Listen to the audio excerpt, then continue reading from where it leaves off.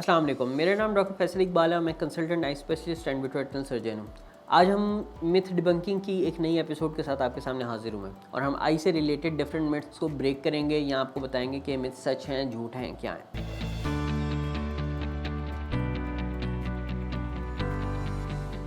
हमारी सबसे पहली मिथ ये है कि reading in low lights can harm your I site. यानी अगर आप लाइट को मध्यम करके, डिम करके अगर आप पढ़ते हैं तो आपकी आंखों को नुकसान हो सकता है।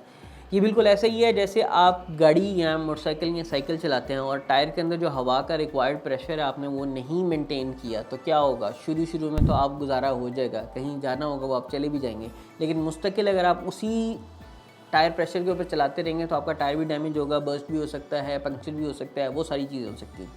बिल्कुल इसी तरह से आपकी जब रीडिंग रिक्वायरमेंट होती है, चाहे हमने स्कूल की किताब पढ़नी है, अपना मोबाइल देखना है, कोई लैपटॉप देखना है या कोई भी चीज़ या किंडल पे रीडिंग कर रहे हैं, अगर आपकी एम्बियंट लाइट बहुत कम है, स्क्रीन बहुत तेज़ है या बुक ही नज़र नहीं आ रही उस एम्बियंट लाइट में और आपकी आँख को ज़ोर लगा के फोकस करना पड़ रहा है, तो आपने अपनी आँख के साथ जुल्म किया। जुल्म ये किया है कि अगर एक आध चीज़ कोई आपने देखनी थी, फॉर एग्जांपल आपकी कोई मिस कॉल थी या कोई मैसेज आया था, वो आपने सिर्फ देखा किसकी तरफ से आया, तो इसके अंदर तो कोई हर्ज नहीं। लेकिन अगर आप मुस्तकिल बैठ के वो 5 मिनट 10 मिनट उस किताब को पढ़ रहे हैं या उस मैसेज को देख रहे हैं और डिम लाइट के अंदर, तो वो आपकी आंखों पर स्ट्रेस डालना शुरू कर देगा। ये नहीं है कि एक दफ़ा आपने इस तरह से पढ़ लिया तो आपकी आंख ख़राब होगी। ये मुस्तकिल बार बार ये आदत डाल लेने के ऊपर आपकी आंखों के ऊपर स्ट्रेस पड़ता है, ड्राई आइज़ होती हैं, आंखों के अंदर दर्द हो सकता है और सारे के सारे प्रॉब्लम्स हो सकते हैं।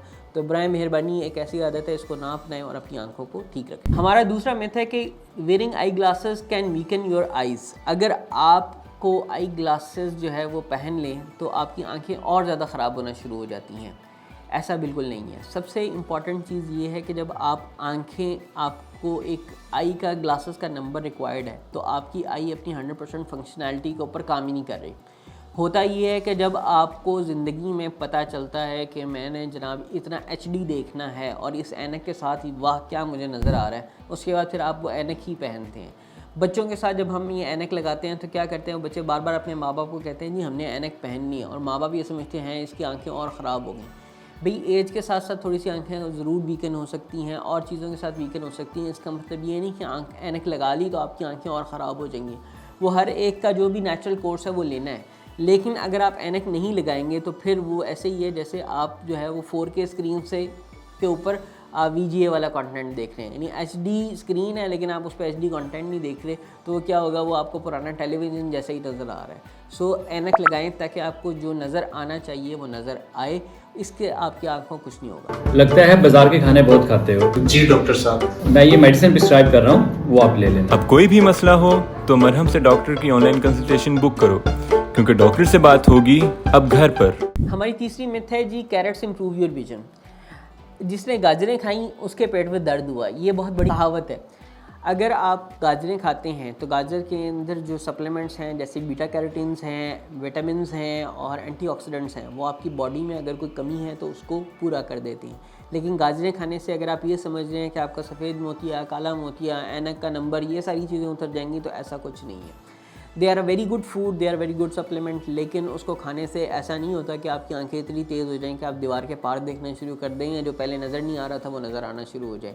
ये एक बहुत बड़ी मिथ है। हमारी नेक्स्ट मिथ है कि only older people need I exam, यानी जो बूढ़े हो गए सिर्फ उनको आंखें चेक करानी चाहिए और यंगर लॉट को नहीं चेक करानी चाहिए। हमारी बेसिकली जिस वक्त पैदाइश होती है, अगर हमारी आंख के अंदर किसी किस्म का कोई पैदाइश के वक्त नुक्स रह गया तो हमें पैदाइश के वक्त भी आंखें चेक करानी पड़ सकती हैं। जब हम स्कूल जाना शुरू करते हैं और अगर हमारी आंखों में किसी किस्म का कोई प्रॉब्लम है जिसकी वजह से स्कूल में हमें पढ़ने में प्रॉब्लम आ सकता है, तो एक स्क्रीनिंग आपकी स्कूल की एंट्री के वक्त होनी चाहिए। और एक मिड टीन्स में कि जब बच्चा छोटा था उसकी आंखें टोटली ठीक थी, लेकिन जैसे जैसे बड़ा होता गया मुमकिन है उसकी आंखों को ऐनक की ज़रूरत पड़ गई या कोई और ऐसा प्रॉब्लम आ गया।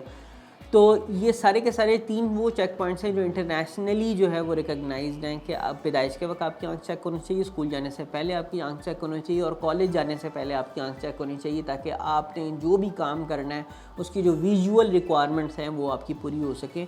तो बिल्कुल बचपन के अंदर भी चेक करवाना है। और अगर आपके घर पे किसी को काला मोतिया, सफ़ेद मोतिया, age related macular degeneration, retinitis pigmentosa या आंखों की कोई भी मौरूसी बीमारी है, तो आपको रेगुलर अपना चेकअप करवाना चाहिए ताकि आपकी आंख को जल्द से जल्द बचाया जा सके। और हमारी आखिरी मिथ ये है कि staring at screen can damage your eyes.